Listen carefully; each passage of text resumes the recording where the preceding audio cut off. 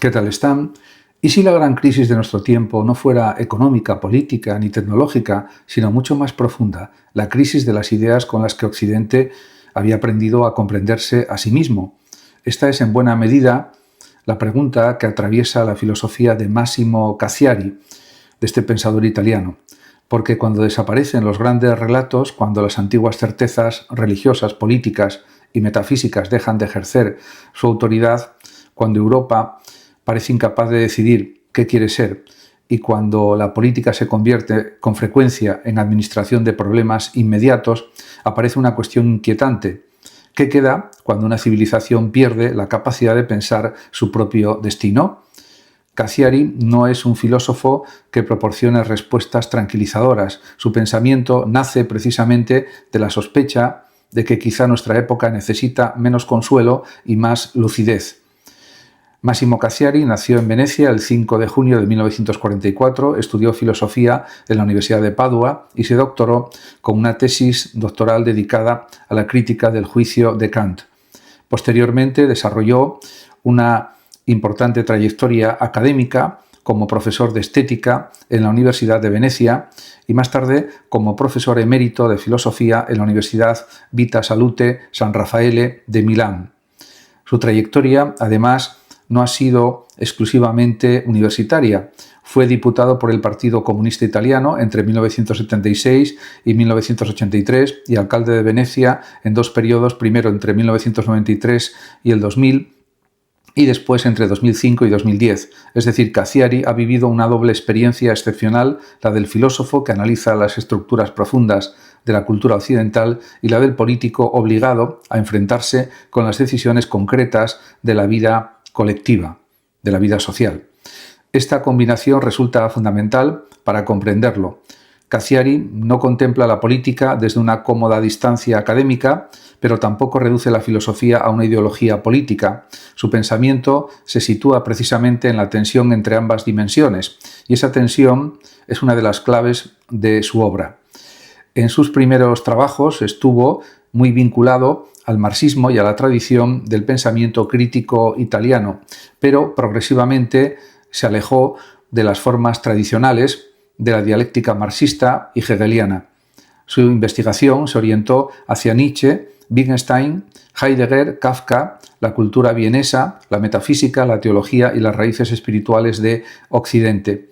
Aquí aparece una primera palabra decisiva, crisis, pero para Cassiari la crisis no significa simplemente que algo funcione mal. La palabra crisis procede de una raíz relacionada con la decisión, la separación, el discernimiento. Estar en crisis significa encontrarse ante una situación en la que las categorías anteriores ya no bastan y todavía no existen categorías nuevas capaces de sustituirlas. Por eso, la crisis puede ser dolorosa, pero también reveladora. Nos obliga a descubrir que muchas de las seguridades que considerábamos naturales eran construcciones históricas. Esta concepción aparece de manera particularmente poderosa en Crisis, ensayo sobre la crisis del pensamiento negativo de Nietzsche y Wittgenstein, publicado originalmente en italiano en 1976 y traducido al español en 1982. Cassiari observa allí una transformación decisiva del pensamiento europeo. Nietzsche y Wittgenstein, aunque extraordinariamente diferentes, aparecen como síntomas de una misma gran fractura. La dificultad de seguir creyendo que la razón puede construir un sistema total capaz de explicar el mundo desde un fundamento último. El pensamiento negativo no es simplemente pesimismo, es la conciencia de los límites de cualquier pretensión de totalidad. Y esta idea resulta extraordinariamente actual. Vivimos en una época fascinada por la información, los algoritmos, la inteligencia artificial, las estadísticas y los modelos predictivos. Sin embargo, disponer de más información no significa necesariamente comprender mejor el mundo. Esa es la realidad.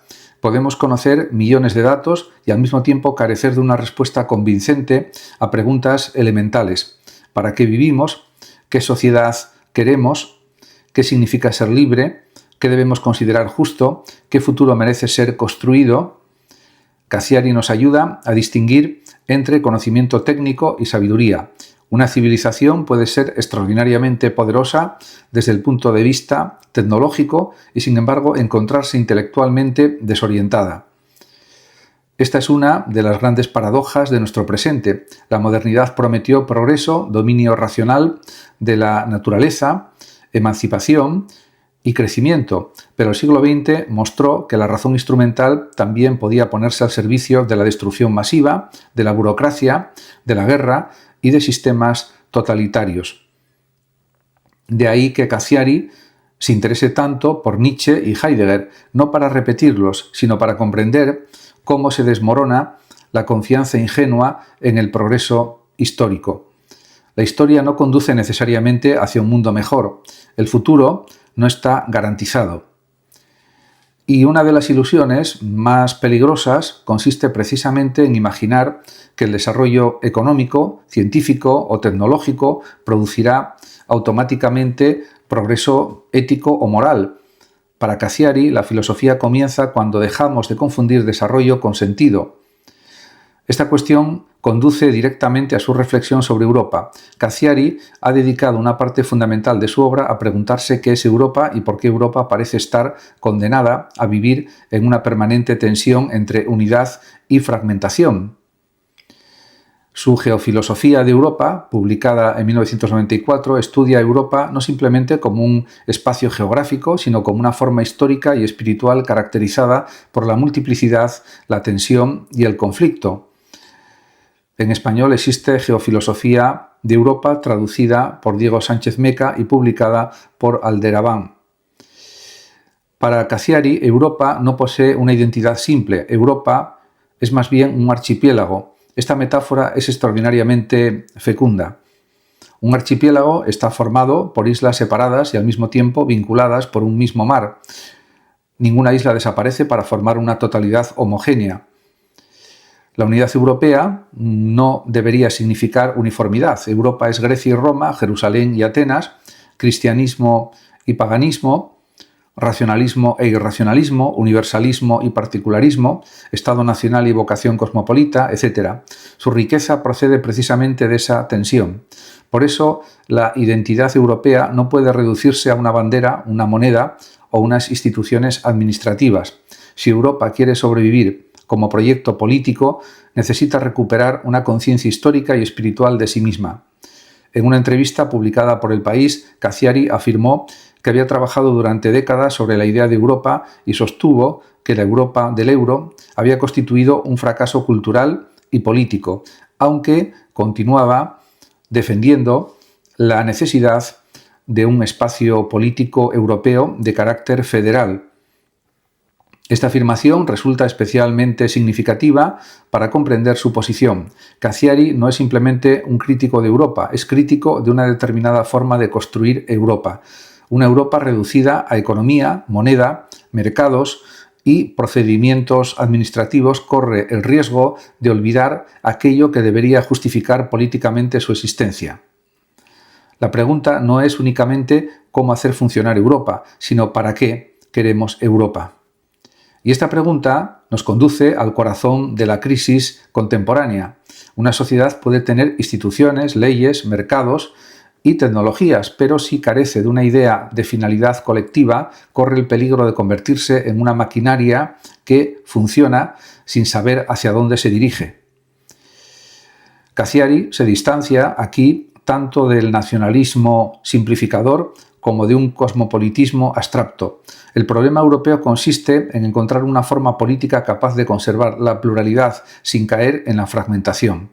Europa necesita unidad, pero una unidad que no destruya sus diferencias. Necesita poder político, pero un poder limitado y sometido al derecho. Necesita capacidad de decisión, pero también instituciones capaces de frenar el poder. Y aquí aparece otro concepto fundamental de Cassiari, el poder que frena. Su libro, El poder que frena, es un ensayo de tecnología política, está publicado en español por la editorial Amorortu y analiza la figura del catecón, tomada de la tradición cristiana y de la segunda epístola a los tesalonicenses. El catecon es aquello que contiene, detiene o frena la irrupción de una fuerza destructiva. Cassiari utiliza esta figura para reflexionar sobre la política occidental, la teología política y la necesidad de mecanismos capaces de limitar el poder. Esta idea posee una enorme importancia en el presente. Una de las grandes preguntas políticas de nuestro tiempo es quién puede tener el poder cuando el poder dispone de capacidades tecnológicas, económicas y comunicativas extraordinarias. El problema no consiste únicamente en elegir gobernantes, consiste en construir instituciones capaces de impedir que cualquier poder se convierta en absoluto. El Estado necesita poder para actuar, pero necesita también límites. Las mayorías necesitan poder democrático, pero las mayorías tampoco pueden convertirse en una justificación para destruir los derechos fundamentales. Las empresas tecnológicas necesitan innovación, pero su capacidad para intervenir en la esfera pública debe encontrar límites jurídicos y políticos. Los mercados son necesarios, pero no pueden convertirse en el único criterio de valor. Esta lógica del freno no significa inmovilismo. Frenar no equivale necesariamente a impedir. Frenar puede significar crear el espacio necesario para que una decisión sea verdaderamente política y no simplemente una reacción automática. En una época acelerada, el poder del freno adquiere una importancia extraordinaria. Todo parece exigir velocidad, producir más rápido, consumir más rápido, responder más rápido, comunicarnos más rápido, decidir más rápido. Pero una democracia necesita tiempo, necesita deliberación, memoria, prudencia y capacidad para soportar la incertidumbre. La filosofía de Cassiari puede leerse, por tanto, como una defensa de la complejidad frente a la simplificación. No confía en las soluciones demasiado fáciles porque considera que los problemas históricos verdaderamente profundos contienen contradicciones que no pueden eliminarse mediante consignas. Esta actitud explica también su interés por la tragedia. La tragedia griega representa para Cassiari un mundo en el que los conflictos fundamentales no tienen una solución definitiva. Antígona y Creonte, por ejemplo, no representan simplemente el bien contra el mal. Cada uno encarna una legitimidad diferente. La ley de la ciudad y la ley no escrita, la autoridad política y la obligación moral, el orden colectivo y la conciencia individual. Por tanto, se puede decir que el conflicto trágico aparece cuando comprendemos que quizá ambas posiciones contienen una parte de verdad. Esta sensibilidad trágica es fundamental en Cassiari porque se opone a la política entendida como eliminación definitiva del conflicto. Una democracia madura no debería prometer que todos los conflictos desaparecerán. Debería construir instituciones capaces de mantenerlos dentro de límites civilizados. En este sentido, Cassiari resulta especialmente relevante ante la polarización contemporánea. Nuestra época tiende a dividir el mundo en buenos y malos, amigos y enemigos, nosotros y ellos, y las redes sociales favorecen además la simplificación, porque una frase breve y contundente circula mejor que una argumentación compleja. Pero la realidad humana no funciona de acuerdo con esa lógica binaria. El pensamiento de Cassiari nos recuerda que la política comienza precisamente allí donde descubrimos que el adversario no es necesariamente un enemigo absoluto y que la sociedad está constituida por diferencias irreductibles. De ahí su interés por el concepto de lo impolítico. Lo impolítico no significa indiferencia ante la política ni retirada del mundo público. En realidad significa, más bien, cuestionar la pretensión de la política de convertirse en una esfera absoluta capaz de absorber toda la realidad. El poder político no puede resolverlo todo, no puede proporcionar por sí solo sentido a la existencia, no puede sustituir a la religión, a la filosofía, al arte, a la amistad, al amor o a la conciencia moral. Cuando la política pretende convertirse en una religión secular, aparece el peligro del totalitarismo. Y esta crítica conserva una extraordinaria actualidad. El ciudadano contemporáneo puede sentirse tentado a esperar de la política soluciones para todos los problemas de la existencia. pero ninguna elección puede responder por nosotros a la pregunta de qué hacer con nuestra vida. Ningún gobierno puede proporcionarnos una finalidad última. Ningún programa electoral puede resolver la angustia ante la muerte, el problema de la soledad o la necesidad de encontrar sentido. Aquí entramos en otra dimensión esencial del pensamiento de Cassiari, su diálogo con la tradición religiosa. Cassiari no es simplemente un filósofo político, su obra penetra profundamente en la tradición cristiana, en la teología, en San Pablo, San Agustín, Dante y otros autores que considera fundamentales para comprender Occidente.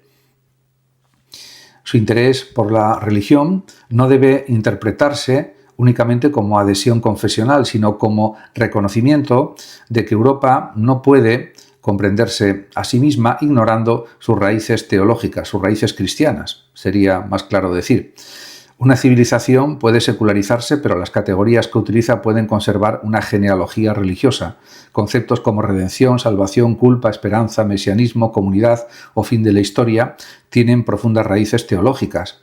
La modernidad, incluso cuando pretende abandonar la religión, puede continuar utilizando estructuras heredadas de ella. Esta cuestión adquiere especial importancia cuando observamos las utopías políticas modernas, el comunismo, determinadas formas de nacionalismo o incluso ciertas versiones ingenuas de la idea de progreso pueden convertirse en sustitutos seculares de antiguas esperanzas religiosas. Prometen un futuro definitivo en el que desaparecerán las contradicciones fundamentales.